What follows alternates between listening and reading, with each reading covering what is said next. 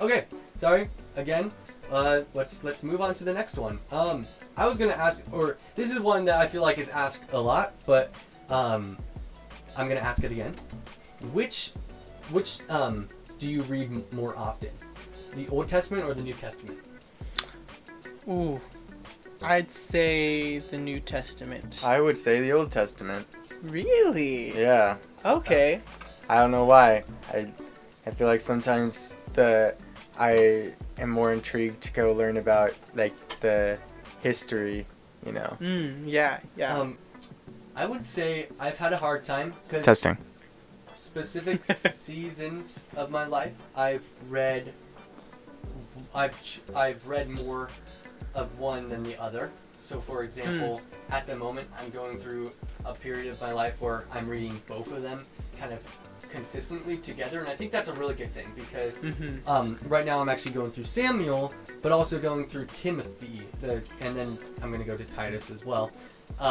And I think it's a really cool way of studying is doing two books at the same time, two daily readings, one Old Testament, one New Testament. It's really beneficial to my life. So I really like that. But in 2019, summer of 2019, I pretty much avoided all Old Testament and only read Paul's letters. And then I did read some Ecclesiastes. In 2019, I read a lot of Daniel. That was fun. Yeah.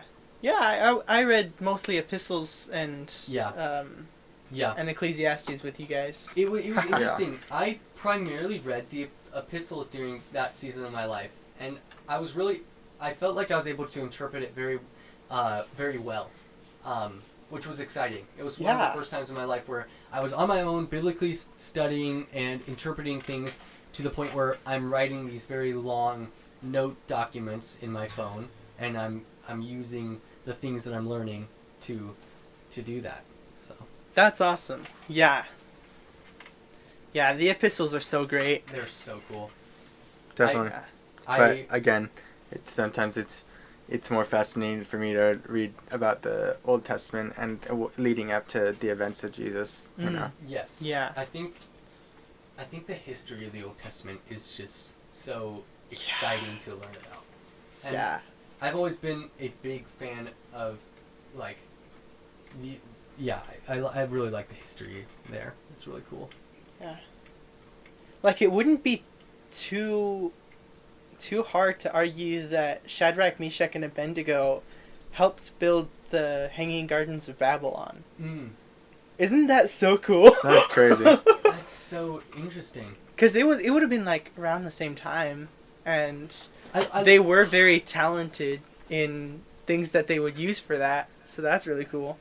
So, the transition then, since we've all kind of admitted I think that... Like butter.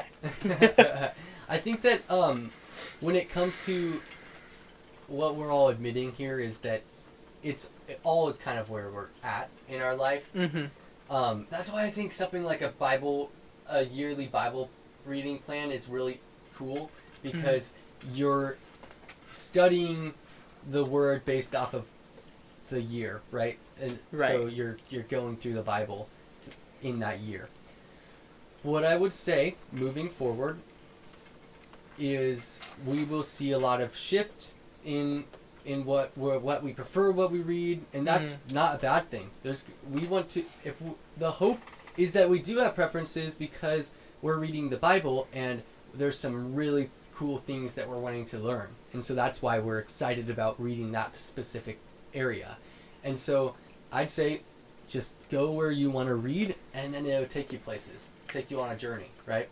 I read Judges, and now I'm reading, I read Ruth, now I'm reading 1st and 2nd Samuel, and it's taken me on this really awesome, crazy, at sometimes really hard to handle journey. So, next is favorite Old Testament book.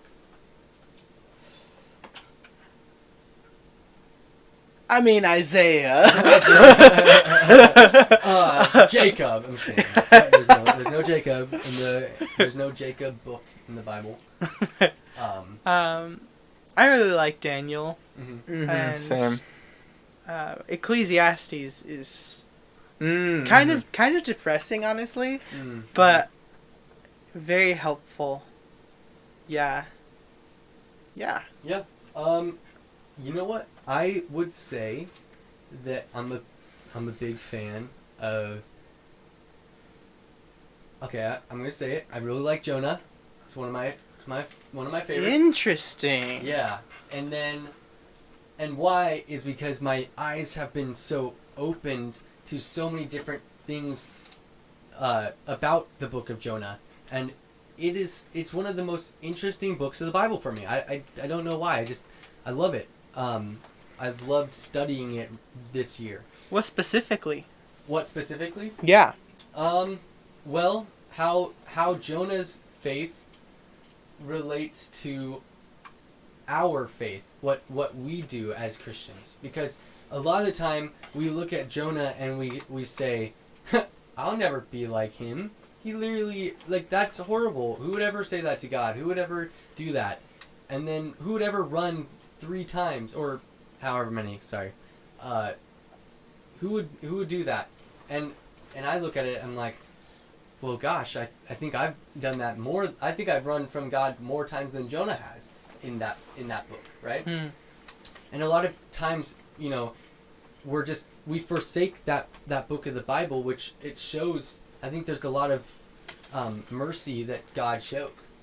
I think that book is to prove God's love for His creation as well. I mean, every step of the way, he shows mercy to every single person in that story.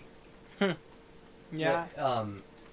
He shows mercy to Jonah even after Jonah turned his back on God and ran the other way. He showed mercy to the pagan sailors who literally they didn't know God. They didn't know of God before the storm. They knew He was the God of Israel, based off of what Jonah said to them, but they turned and they worshipped God at the very end of that portion. And so God shows mercy to the sailors by not killing them alongside Jonah. Because Jonah's punishment should have been to die. I mean, I would say that God keeps wanting Jonah to turn back to Him, and He finally does after the being in the belly of the fish, right? So God shows mercy to Jonah countless times. He shows mercy to the sailors. He shows mercy to the Ninevites who have sinned against God's people, who have sinned against God Himself, and who sinned against each other.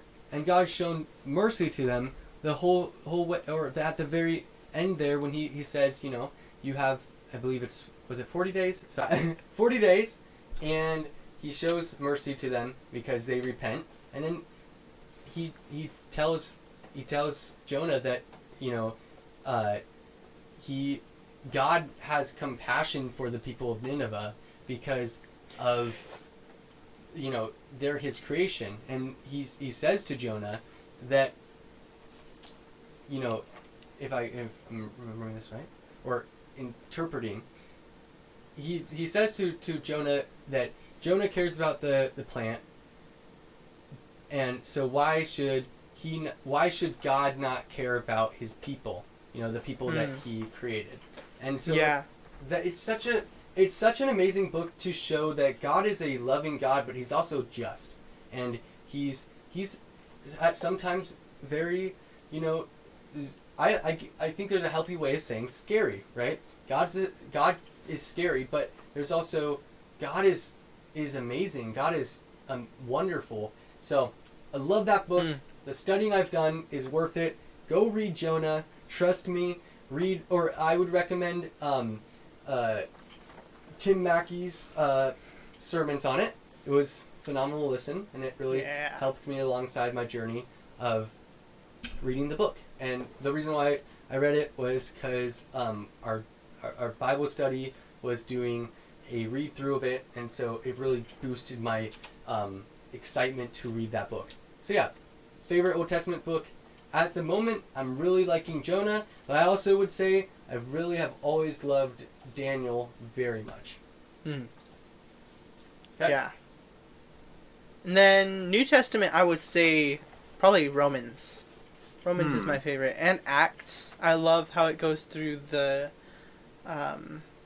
early church. Yeah. And everything that went on there. Yeah, definitely. Yeah. Yeah, I would say that Acts has always been, like you said, one of my favorites. We did a Bible study long time ago on Acts, and that was the first time I think I even heard about Paul, and because I had not read anything, or I hadn't realized who he was, and so just learning about this guy who literally went from killing believers to then being one of the biggest, apostles ever. That it's just crazy, mind-boggling. So, yeah, I love Acts and the different stuff that he goes through. It's really cool. Yep, I would say I have a big soft spot for Acts as well. So, yeah, that one, and then, like Isaiah said, Romans is a very, very good read, and I really, really enjoy my study in that. I'm looking forward to when I can do a study in it again. The next question I was going to ask is, which do you prefer to read more, David's Psalms or Solomon's Proverbs? Ooh. That's a tough question. I really love Solomon's Proverbs.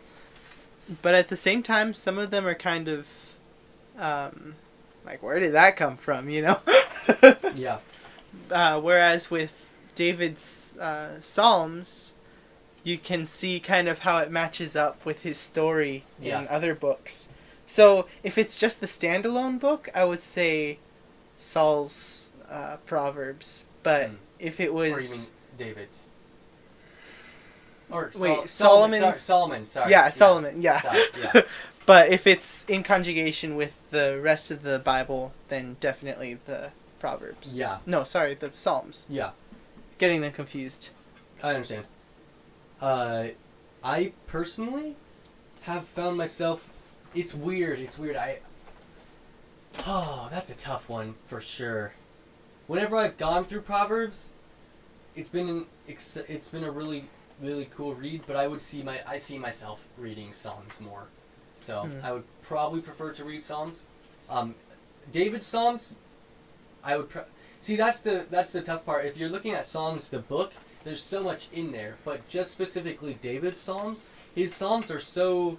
Like Isaiah said, they match his story in the Bible, and it's a really exciting, or it's really intriguing to read those alongside his journey and the things that he's going through, right? Mm-hmm. Solomon's Proverbs, if you're looking at the book of Proverbs, and there's so much wisdom in there. There's so much, it sometimes almost feels like it's a book from the New Testament, Yeah. Yeah. So, and I remember it was weird for me because I always thought that Proverbs was in the New Testament, and then I had kind of this recollection a while back. I was like, wait a second, Proverbs is in the Old Testament. So, yeah. Michael, what would you prefer to read? I would probably say Proverbs. There's a lot of good stuff in Proverbs on how to act, especially as a man. Yeah. So, if I had to pick which one to read for the rest of my life, I would say probably Proverbs would be a good choice because that's a good way to live biblically. Yeah, I understand. But also not discounting the fact that Psalms is a great way to talk about your relationship with the Lord. So. Yeah.